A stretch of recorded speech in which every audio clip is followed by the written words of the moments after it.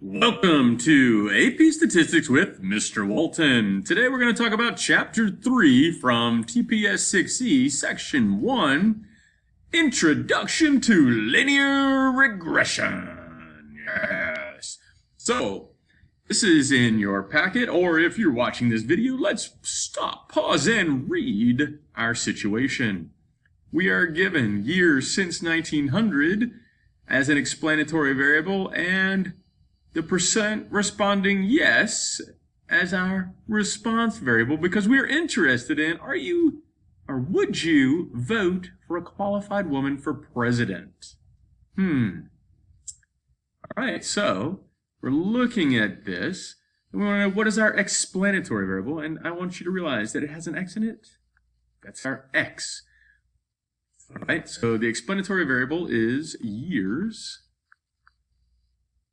since 1900, all right, versus our response variable, and that's the same as our y, and in this case, that is the percent responding yes.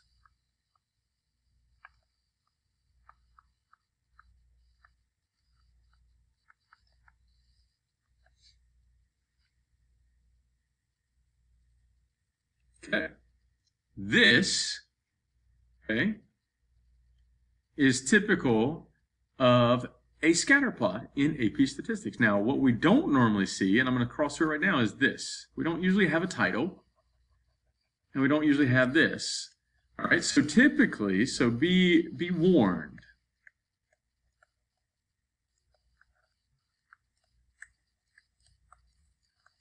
No title is necessary. All right, so then further digging into scatter plots is looking at how spread out our data, our individual data points are. And I also want you to realize we're talking about an x and a y, so that means we are dealing with two variables. Okay, so before we had one. Oops, we just lost some stuff. Let's try to get that back. All right. Okay, now we're talking with two variables. All right, next up with the two variables is how are they spread out? So the first thing we talk about is direction. So do they seem to be forming a positive, negative, or no direction? So as I move to the right, I can see that I am shaped somehow this way, and that seems to form a positive slope. So as I go up and over, that seems to be positive over a positive, right? So that's positive. And then we talk about the form, straight line, curved, something exotic. No. I'll leave it in here just to explain. Don't. If you think about something crazy, like a trig function or what we call a sinusoidal pattern, no. That's no apparent pattern. So we either are looking for line, some kind of curve, or no apparent pattern. So then when we look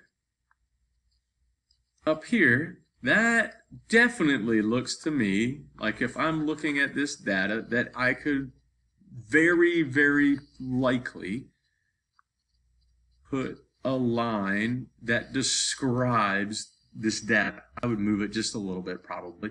But yeah, definitely. So this looks linear.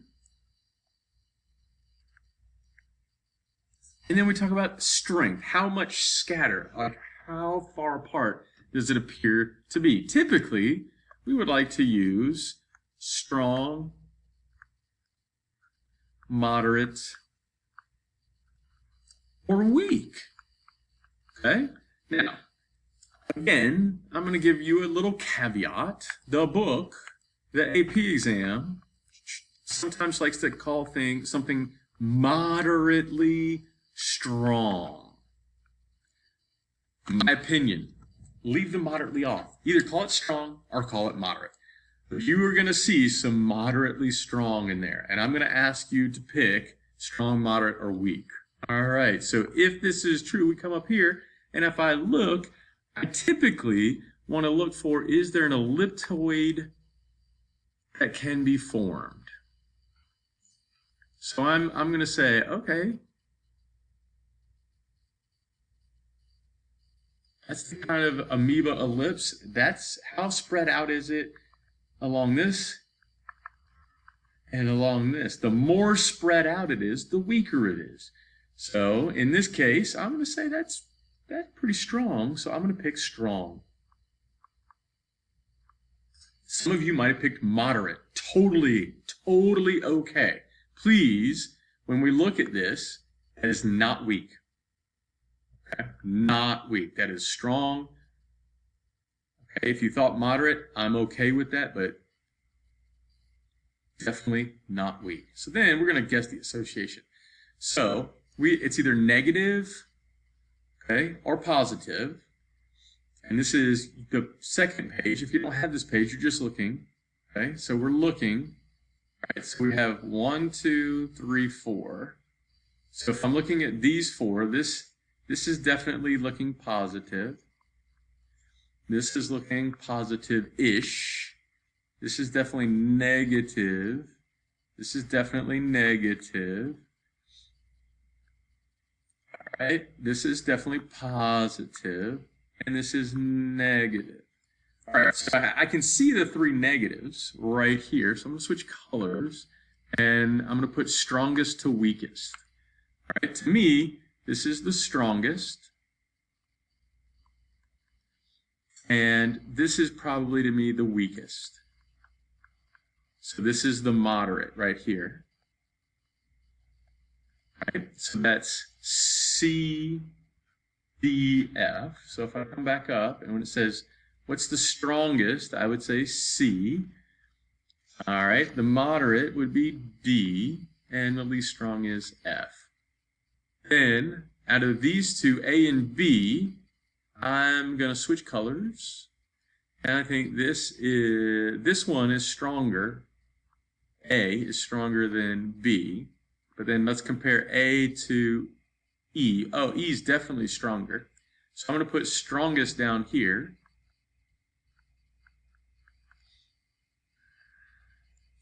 And this is my weak. And this is my moderate. Okay, so then that's going to be E, A, B. All right. So that's talking about the scatter. And when we look at it, hopefully this illustrates spread in terms of, is it really spread out? Or is it kind of spread out? Or is it tight in terms of it's close together? There's not a lot of variability. All right. Now the other thing that we need to keep in mind, okay, is correlation does not imply causation.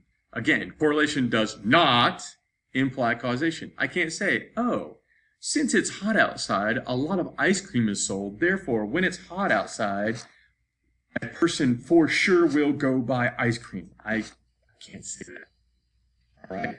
So that's where we need to make sure that we understand that just because there's correlation, it does not mean there is causation or cause and effect. All right, last piece for today is let's graph. All right, so this would be your 5th packet page if you have the packet. If not, here is our information. We have fuel economy, and we're advised of the horsepower ratings versus expected gas mileage. So I would say horsepower is my explanatory, and the miles per gallon is my response. So when I create this model, I'm going to draw, okay, nice XY, and I'm going to have horsepower, and I'm going to have miles per gallon. And I'm going to remember that I may not start at 0, so I'm going to put my squiggle in. And I'm looking here, and my smallest value looks like it's 10, and my biggest value looks like it's 31. So I think I just go 10, 15, 20, 25, 30.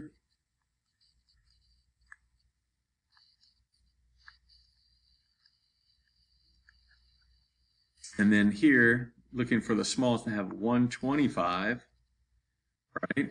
115, so that's probably where I'm going to start with my smallest. And then I have 200, 310, so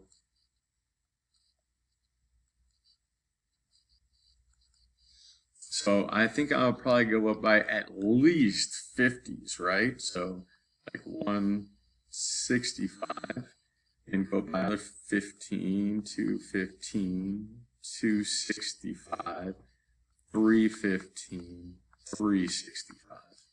All right. And then we're just going to graph our points. Remember, they go together. So 170, 22. So 170, 22, and make a graph. I always think I did that one. 205, 20. About right here. And it doesn't have to be perfect. You just got to do your best. All right. So go ahead and try to do it. I'm going to pause, and in 5 seconds, you're going to see the graph.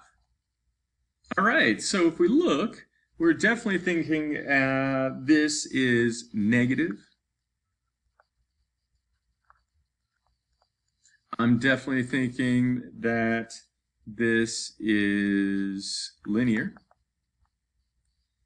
And I would say it's either strong or it's moderate. My best guess is I'm going to go with strong.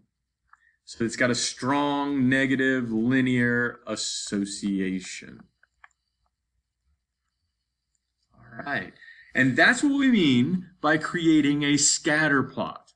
But even when we create it, we're not going to talk about there being causation. We're going to talk about association or correlation. All right, scatter plots, part 1. We're done.